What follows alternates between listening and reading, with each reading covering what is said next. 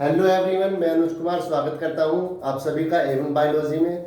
और हम यहां पर डिस्कस कर रहे हैं क्लास 11th की बायोलॉजी और चैप्टर वन हम कंप्लीट कर चुके हैं और आज हम डिस्कस करेंगे चैप्टर 2 बायोलॉजिकल क्लासिफिकेशन। तो in the first chapter I have told you that classification is the scientific process in which we arrange the organism into different groups on the basis of their similarities and dissimilarities। ठीक है, scientific procedure है जिसके अंतर्गत हम जितने भी organism है उनको अरेंज करते हैं अलग अलग ग्रुप्स में, सब ग्रुप्स में, और जो है उनको एक कैटेगरी में प्लेस कर देते हैं, हियरार्चिकल कैटेगरी में, ताकि उनकी जो है स्टडी को हम इजीली कर सकें। क्यों जरूरत पड़ी इसकी जरूरत यह है कि आपके इतने सारे ऑर्गेनिज्म हैं, इतनी सारी स्पेसीज हैं। I told you that there are near about 1.75 million species are located on all over the world. और सारी स्पेसीज की स्टडी तो एक साथ पॉसिबल नहीं है। और अगर हम किसी भी ग्रुप के एक या दो एनिमल की, एक या दो प्लांट्स की, या जो भी उसके ऑर्गेनिज्म है उनकी स्टडी कर लेते हैं, तो it will give the sufficient information about all the organism which are present in that group. अगर एक दो एनिमल की, एक दो ऑर्गेनिज्म की स्टडी आपने कर ली, तो जितने भी ऑर्गेनिज्म उस ग्रुप में प्रेजेंट है उन सबके एसेंशियल फीचर्स का आपको पता चल जाता है। और साथ ही साथ क्लासिफिकेशन से जितने भी न्यू ऑर्गेनिज्म डेली डिस्कवर हो रहे हैं उनको भी इजीली हम पहचान सकते हैं। और ये जो है it is also helpful to study the relationship among the various organism. जो दुनिया भर के ऑर्गेनिज्म उनके बीच में आपस में क्या रिलेशनशिप है उसको भी इजी बना देता है। अब क्लासिफिकेशन जो है अलग अलग टाइम पे अलग अलग तरह का क्लासिफिकेशन साइंटिस्ट ने बताया है। तो सबसे पहला जो क्लासिफिकेशन था वो था आर्टिफिशियल सिस्टम ऑफ क्लासिफिकेशन। ये जो सिस्टम था ये कुछ मॉर्फोलॉजिकली जो ऑब्जर्वेबल कैरेक्टर थे उनके बेसिस पर दिया गया था, जो बाहर से दिखाई देने वाले कैरेक्टर थे। और ये सबसे पहले दिया था किसने? एरिस्टोटल ने। Artificial system of classification was given bye Aristotle. तो इन्होंने जो है ऑर्गेनिज्म को दो ग्रुप में बांटा, प्लांट और एनिमल्स। प्लांट्स के अंदर इन्होंने तीन कैटेगरी बताई, हर्ब्स, सर्ब्स और ट्रीज। और एनिमल को इन्होंने दो ग्रुप में डिवाइड किया, एनाइमा एंड एनेमा। तो एनाइमा क्या है? जिनके अंदर रेड ब्लड सेल्स पाई जाती है, यानी कि जिनका ब्लड रेड होता है, उनको तो इन्होंने बताया एनेमा। और जिनके अंदर आरबीसी रेड ब्लड नहीं है, रेड ब्लड एब्सेंट है, उनको क्या बताया इन्होंने? इनेमा। तो ये आर्टिफिशियल सिस्टम जो था इजीली ऑब्जर्वेबल कैरेक्टर के बेस पर था, या प्लांट्स को भी कि कौन से फ्लोवरिंग प्लांट है, कौन से नॉन फ्लोवरिंग है, उन बेसिस पर बहुत ही इजीली ऑब्जर्वेबल जो कैरेक्टर थे उनके बेसिस पर डिवाइड किया गया था। दूसरा जो सिस्टम आया वो है आपका नेचुरल सिस्टम ऑफ क्लासिफिकेशन।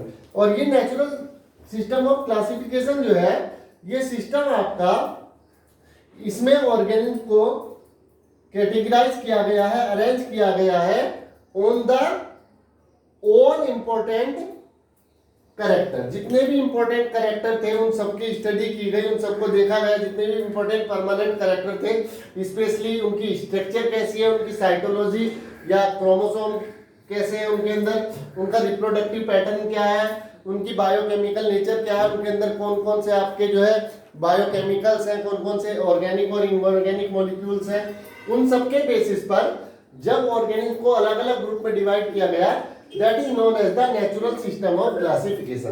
और ये नेचुरल सिस्टम ऑफ क्लासिफिकेशन सबसे पहले दिया था सिम्पर ने in 1879, then it is followed by the Eichler in 1883। और जो सबसे last natural system of classification है, it was given by the Bentham and Hooker separately. Bentham ने 1800 से 1884 तक और हुकर ने 1870 से 1911 तक जो है सीड प्लांट्स को क्लासिफाई किया on the basis of their all important observable character just like structure, cytology, reproductivity, biochemical nature. और इन्होंने जो है सबसे लास्ट में आपका सीड प्लांट्स के लिए नेचुरल सिस्टम ऑफ क्लासिफिकेशन बताया। और लास्ट जो है आपका वो है phylogenetic system of classification. Phylogenetic system of classification it is based on the evolution. जो इवोल्यूशनरी रिलेशंस हैं, यानी कि आपका इसके इसके अंदर किस तरह से अर्थ पर इवोल्यूशन हुआ है, किस तरह से आपका जो है प्रिमिटिव से हाईली डेवलप्ड ऑर्गेनिज्म किस तरह डेवलप हुए हैं धीरे धीरे, उसके बेसिस पर जब ऑर्गेनिज्म को क्लासिफाई किया जाता है, that is known as the phylogenetic system of classification. तो आपका जो है depending on the type of system of classification, ये जितने भी टाइप है just like artificial, natural system और फाइलोजेनेटिक सिस्टम, इनके बेसिस पर आपका किंगडम सिस्टम दिया गया है। क्या दिया गया है? Kingdom system of classification. ये आपको बताया सबसे पहले आर्टिफिशियल में इजीली ऑब्जर्वेबल कैरेक्टर के बेस पर एरिस्टोटल ने सबसे पहले बताया। Natural system of classification simpler और आइटलर ने बताया, इसके अंदर और ज्यादा कैरेक्टर्स को स्टडी किया गया। फाइलोजेनेटिक सिस्टम में इवोल्यूशन के बेस पर किस तरह से आपका प्रिमिटिव अर्थ से हाईली डेवलप्ड ऑर्गेनिज्म इवॉल्व हुए हैं उनको स्टडी किया गया, और उनके बेसिस पर आपका किंगडम सिस्टम ऑफ क्लासिफिकेशन बताया गया है। तो सबसे पहला जो किंगडम सिस्टम ऑफ क्लासिफिकेशन है, that was kingdom system of classification. Kingdom system of classification. सबसे पहला जो था two kingdom system of classification. जैसा कि आपको बताया आर्टिफिशियल में कि इजीली ऑब्जर्वेबल ऑर्गेन कैरेक्टर के बेसिस पर डिवाइड किया गया, तो इसको जो है आपका ये टू किंगडम क्लासिफिकेशन जो दिया था, it was given by the Carolus Linnaeus. किसने दिया था? सी लिनियस ने, who is also known as the father of taxonomy.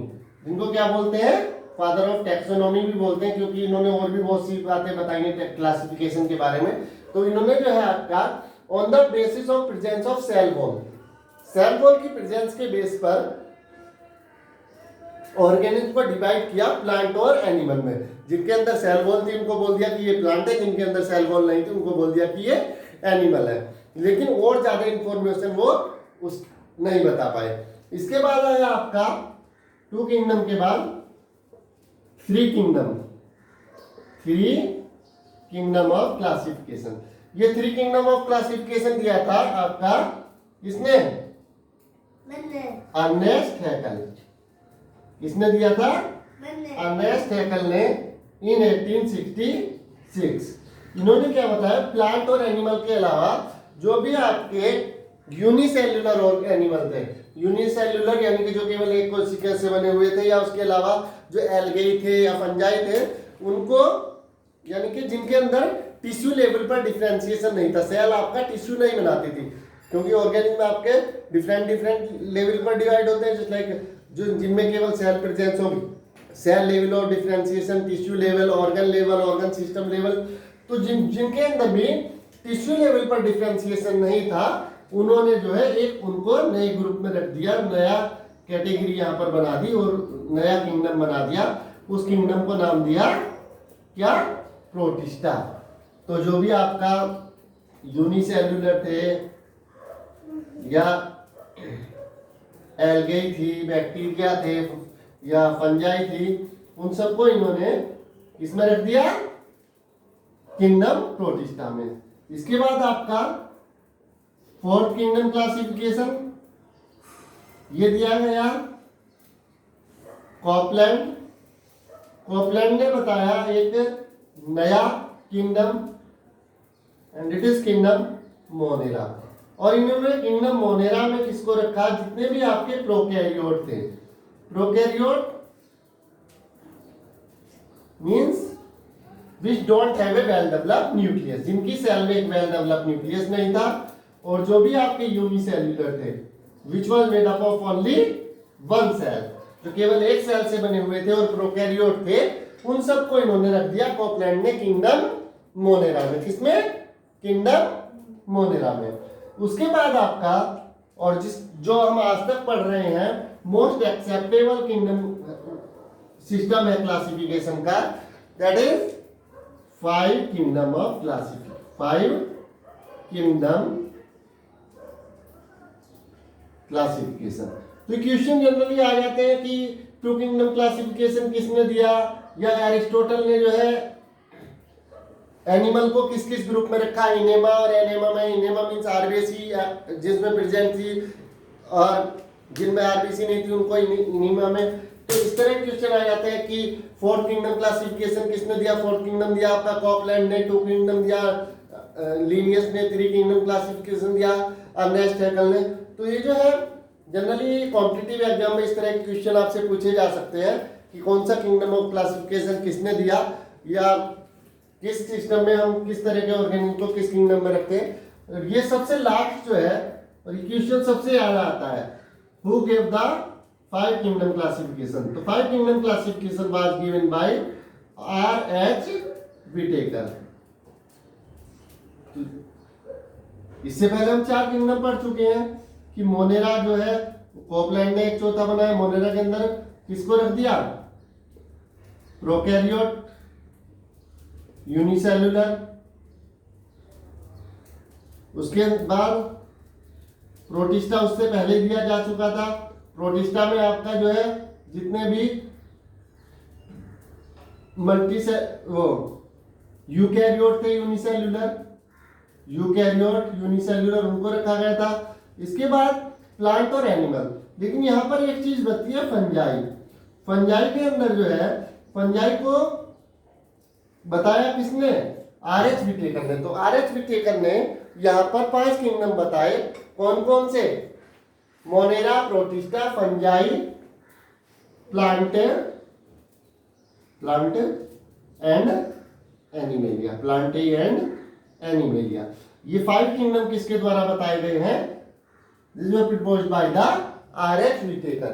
तो R.H. Whittaker ने 5 किंगडम दिया है कि किसके बेसिस पर, कि किस तरह के वो है, यूनिसेलुलर है या मल्टीसेलुलर है, प्रोकैरियोट है कि यूकैरियोट है, उनका मोड ऑफ न्यूट्रिशन कैसा है। अब फंजाई जो है इनको सबसे पहले प्लांट में रखा गया था, लेकिन फंजाई में मोड ऑफ न्यूट्रिशन होता है heterotrophic, means they are depend on the